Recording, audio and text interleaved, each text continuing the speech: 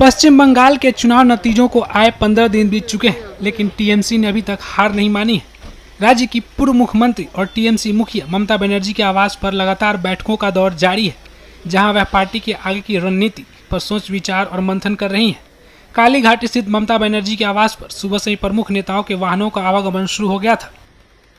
Party के राष्ट्रीय महासचिव अभिषेक बनर्जी सहित टीएमसी के कई वरिष्ठ और कद्दावर चेहरे इस उच्च स्तरीय बैठक में शामिल होने के लिए पहुंचे हैं। इस बैठक का मुख्य उद्देश्य वर्तमान राजनीतिक परिस्थितियों की समीक्षा करना और पार्टी के आंतरिक ढांचे में आवश्यक सुधार करना है। अलग अलग क्षेत्रों से आए जनप्रतिनिधियों और नेताओं के उनके स्थानीय क्षेत्रों की रिपोर्ट ली जा रही है, ताकि आगामी कार्यक्रमों की रूपरेखा तैयार की जा सके।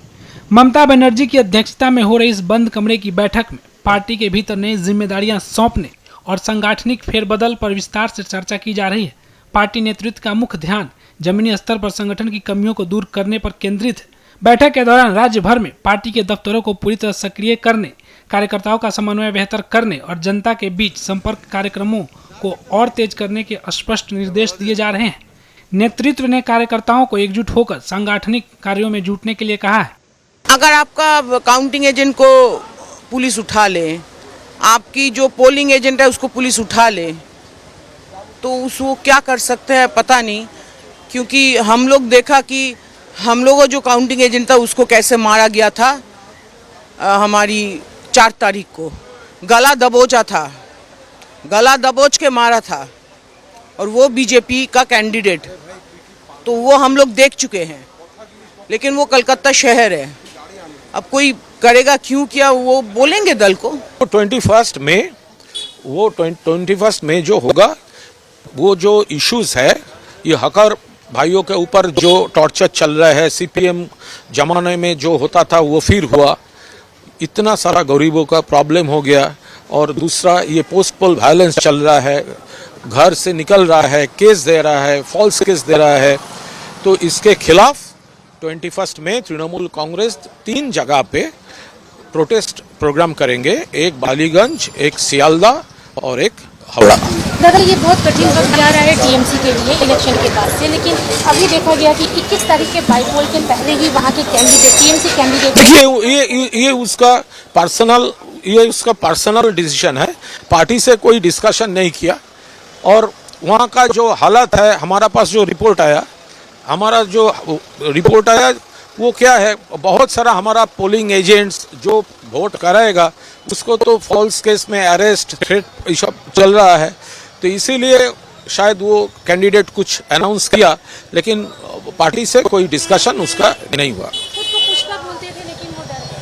वो पार्टी का जो डिसीजन है, पार्टी ये नहीं जानता था, ये वो उसका डिसीजन है, और वो बिना पार्टी से डिस्कशन, बिना ये वो अनाउंस कर दिया।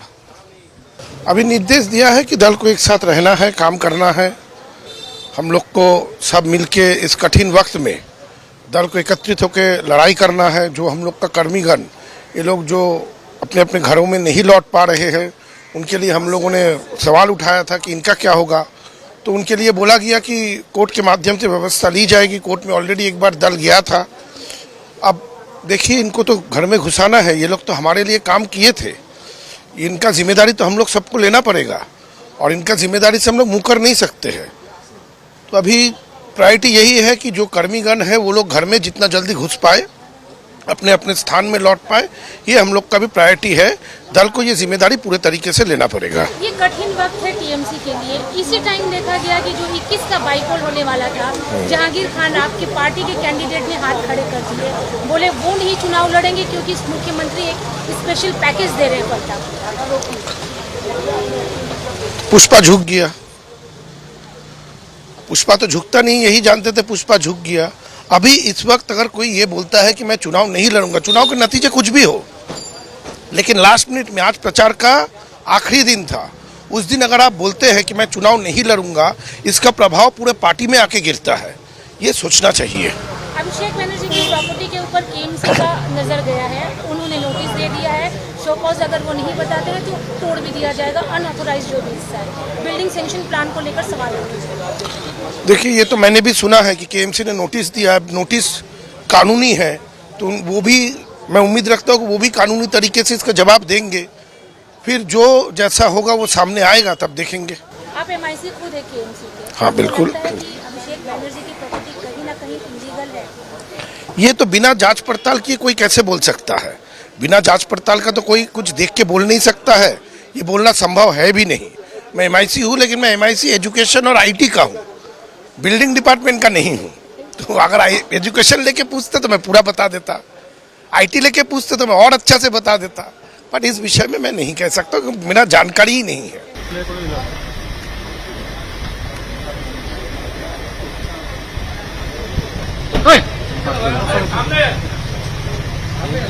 हाँ,